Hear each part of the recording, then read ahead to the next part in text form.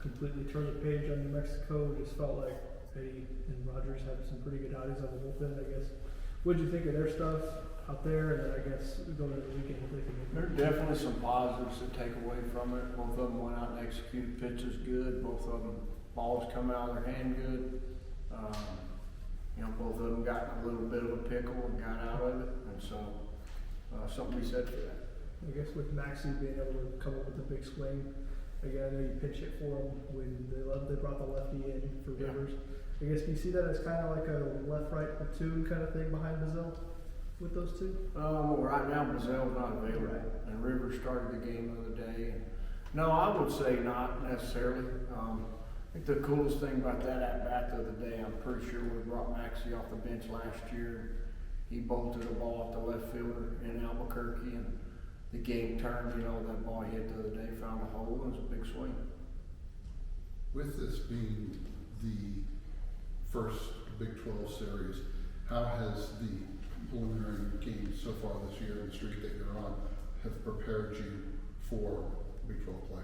Yeah, so with a 40-man roster, there's a handful of guys we haven't gotten in games, and so you really don't know how they're going to contribute other than off the field and in the dugout and supporting their teammates and in practice. But there has been windows, for example, with Bazell being out where guys have gotten in games, and there's been windows in these last couple weekends where we've gotten to play quite a bit of guys, and that could bode well, moving forward, because traditionally through a 14-week regular season, you need everybody kind of clicking, and you need as many guys playing at a high level as you can get them.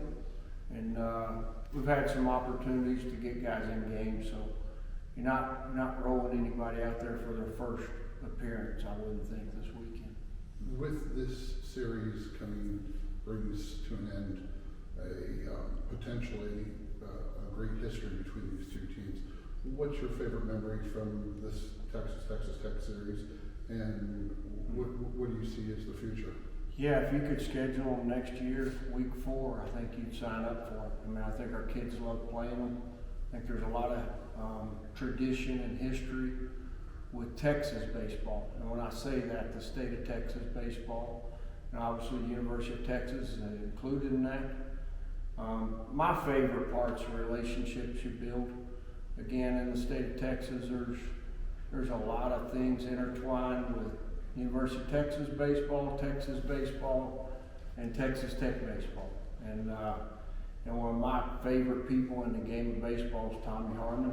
He's one of my mentors. I would consider him, a guy that, obviously I leaned on early in my career. But as far as favorite memories, I don't like the games are the games.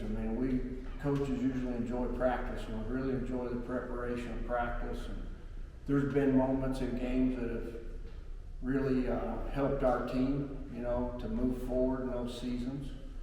And those are cool moments. But honestly, like what we're about to do here in about 30 minutes is what you really love to do. And you love to watch kids compete in the games. But I have thought a little bit about just, there's so much history. Within these two programs, you talk about Larry Hayes, Cliff Gustafson, Coach Hayes taking his Leblanc Christian teams down there, the amount of players that have played maybe a little bit on both sides, the coaches that have come and gone, both places and players. And there's just so much. Again, to me, baseball in the state of Texas is it's very special, and I think there's a lot of relationships that you can look at it that, at one point somebody might have been rooted for Texas and they might have been rooted for Tech at the other time, and so, Frank Anderson would be a perfect example. He goes from here to there, and so, again, I probably didn't answer the question, but, if you grow up in the state of Texas, you do have a amount of respect for what that program's done over the last, century, I would say. You've got to respect the game, and you've got this series is just one of many for the Big 12. what are the things that you have to be successful this weekend for you to be successful for the rest of the season? Well, I just had a flashback. Cal Seegers was another big part of all that. You know, you think about a guy that played down there, and so your question just now was what? What is, Because I was thinking about the last question. When you ask me that, like I don't want to leave somebody out. You're going to leave somebody out on that deal. There's just a lot of people who've been intertwined with both. so what do you feel you have to do this weekend for you to consider this a success as to set up Big 12 play? I think you're at home. I think you definitely got to go out and win 2 out of 3. And, you know, that starts with playing good baseball tomorrow. This game will trap you a little bit. You're kind of setting up the trap a little bit. It can't always be about just the result. And you got to stick with kind of the process of the game, playing pitch to pitch and doing those things. But if you want to fast forward to Monday, I would say, you know, you win 2 out of 3. Could be good. I mean, obviously, to win 3, you got to put yourself in position to win 3. I'm not about to say that right now. I'm not falling for that bait. It's you go play this game one day at a time, you know, and you try to put yourself in position to do those things. And so really, it starts with tomorrow. Would you rather play an open conference with a team the caliber of Texas with the rivalry as hot as it is, or would you rather play a team that's, say, one of the new teams in the conference, or a team that's farther down the standings? I think if you said, hey, we could go play, I mean, I think our guys like playing Texas. I don't think there's any shying away from that. So I think if you could play them as many times as you want to play them, I think our guys would love doing that. So, and at the same time, talking about the rest of the conference and that to me is not the way we look at it. And we respect everybody. I've coached at all different levels of college baseball. There's not easy games. There is no easy games. I mean, you can go take Grayson County to Collin County Community College, and you can bet they're going to have a guy that can go 7 innings, and he's going to pitch, and they're going to play defense, and you got to do things to win the baseball game. So, you know, you look at our league and the teams that consist of the league. I mean, you're hoping every team, you know, what you say, you know, within the league's playing good, strong baseball. Is it hard to keep a series like Tech versus Texas going in the future, as opposed to maybe basketball or football, scheduling one of those games against Longhorns? Yeah, I think it could be hard. I mean, I really do. I think we've made an attempt to play A&M for 11 years, you know, outside of tournaments, and haven't had any success. I think you could run into the exact same thing. And the reason is those teams are set up in the SEC. If they go 500 in that league, they get into a regional, and they start biting off teams that could beat them outside of their conference schedule. It could, you know, put a damper on their overall record, if that makes sense. And so they don't want to do anything to damage their opportunity to get to Omaha, and I understand that. And so we'll address that when we get there, obviously, with Oklahoma and Texas leaving the league, and we do have some relationships there. I would think Kirby with Chris Del Conte would have a relationship where we could talk about playing baseball at least a double midweek or something like that, but no guarantees either. I mean, you know, as far as all that goes. Coach, do you see your weekend rotation the same as last weekend with Mac on Saturday? It is the same. Yep. Coach Lefty.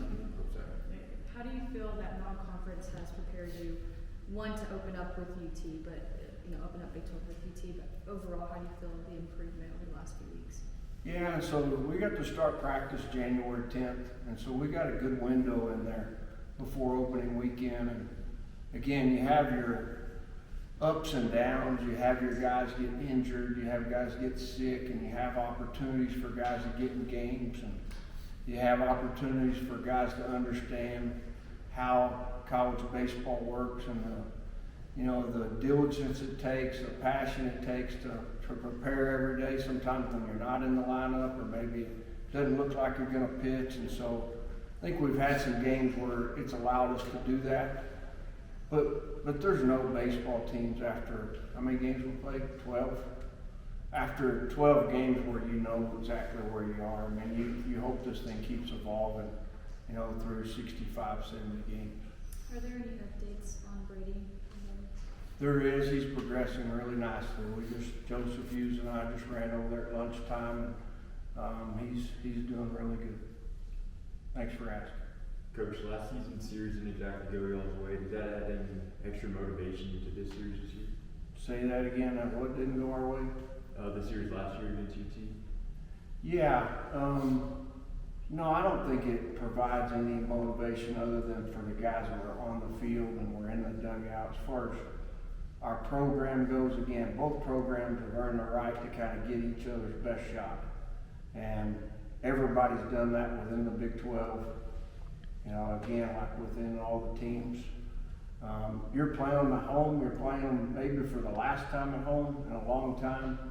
But you got to keep things in perspective and simplify things. And it's a baseball game. And it'd be a good question to ask on Monday. But again, like there's a really good chance you're gonna see them again this year. I mean, you're hoping everybody in your league plays great baseball and you see them all in Omaha, right? And so, you know, if everybody you beat wins, it kind of creates a very good RPI. And so, but I'm sure there's guys within our locker room that'd like to feel like they wiped the slate clean a little bit from last year. Do you see, on Gavin Cash, do you see him batting at the top of the order, potentially long-term thing? I mean, how are you liking what it looks like? I think he's an impact guy wherever you hit him. But I really have liked seeing him up there. And, you know, he seems to be taken to the role and enjoying it. The big leaguers, you know, stacked guys at the top of the line. I think Otani had batted leadoff for the Angels. I mean, do you subscribe to that line of thinking and getting your top guys an extra at bat? Well, Even if it's not a traditional cleanup spot? yeah, I think I'm coming around, Don. I really do. I think it's, and we've watched Schwarber talking about Otani, talking about Trout hitting in the 2-hole. I think we all got to keep learning, and I think people in the big leagues have studied the analytics probably more than I have. I think I'll always have a place. There's always a place for your traditional leadoff hitter. A guy that can work a count, a guy that can take pitches, a guy that can bunt. But generally those guys too are asked to drive in big runs when that lineup turns over. And so I could go either way. I mean, if you give us Trout, we'll hit him leadoff, that'd be good. Well, and you actually made me think of something else when you said traditional leadoff hitter. Cade McGee's gotten on base so much with walks and getting hit by a pitch. Yeah. How would he look in that spot? Yeah, he hadn't looked as good in it, like in practice, in that role as Gavin has. Like in our couple of years since Gav's been here, we've tried it some in inter-squad type settings, and he's always really taken to it. And I would say Cade hadn't as much, and so Cade's probably not a candidate to go there. Coach, could you speak a little bit about the pitching that you're going to face this weekend? Brady Johnson, Charlie Hurley, just a couple of those guys that started pitching with them. Yeah, I mean, you know, obviously LeBaron's been a real fun story to watch. I mean, originally committed to University of Florida, landed at Texas, you know, because of things that happened in college baseball. I think he came out of the bullpen last year against us. You're like, wow, you know, this kid's got really good stuff. And they've done a really good job of developing him.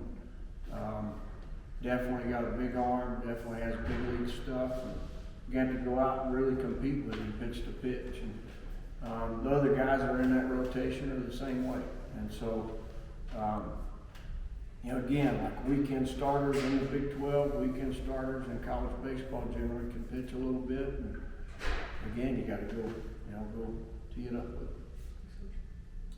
You saw how Tech fans were at the basketball game against UT last week. Do you hope that Tech fans are going to bring that same energy to this series? I wouldn't mind it for sure. I mean, I think Stern did say it's a sellout crowd. I would say traditionally your baseball crowd might not be that rowdy, right? But if they want to get rowdy, we're all for it. That's fine. Anything else?